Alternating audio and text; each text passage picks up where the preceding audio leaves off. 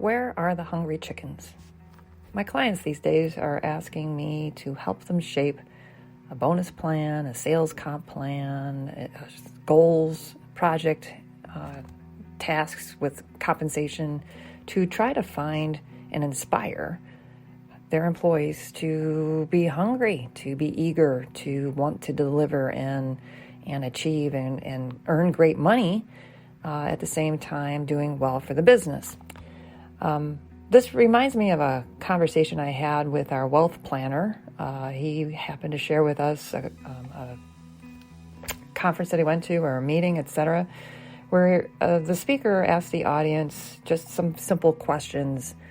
This will help you understand what I can not fix, and then I'll end this with what I can. What I cannot fix are really the realizations as a response to this question. The question he asked the audience was, how many of you worked when you were 14? And surprisingly, I think in today's culture, a good number of people in the audience raised their hand. Right after that, he asked, okay, how many of you worked at 16? Almost every hand went up. And then he said, okay, how many of you had your child? Mind you, all these people in the audience are probably in their upper 40s, early 50s, etc.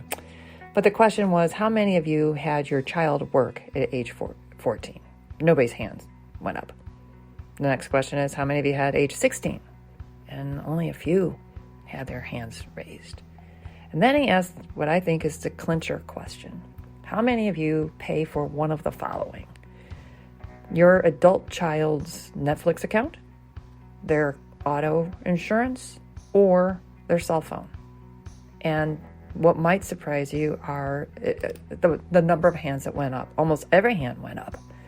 And that's where I use that to help emphasize what I cannot fix.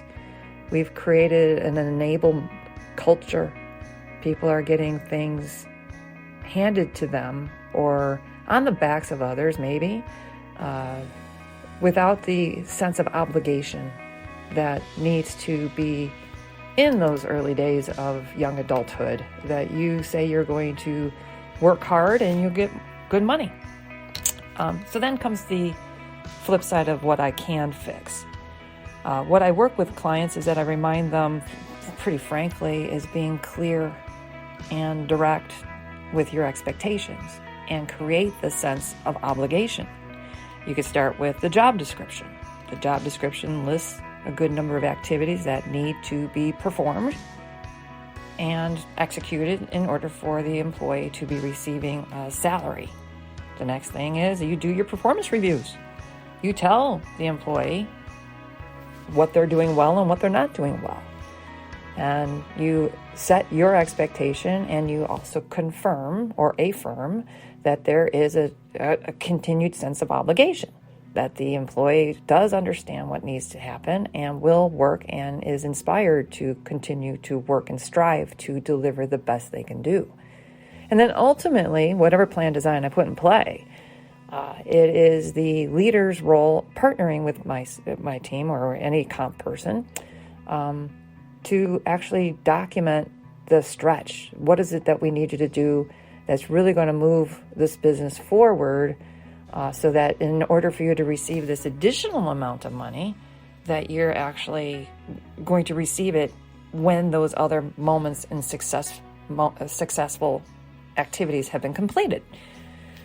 So we work really hard to define those for companies, and I do feel that it takes education, communication strategies, some policies in process to make sure people know it. But most importantly, it does require good leadership and that straightforward conversation of making sure that the individual knows what they're doing well and what they're not doing well, and not just once a year, but at least once a year. But I would expect these conversations surrounding comp, performance, should be almost a regular conversation with your employees. And I'll leave you with that.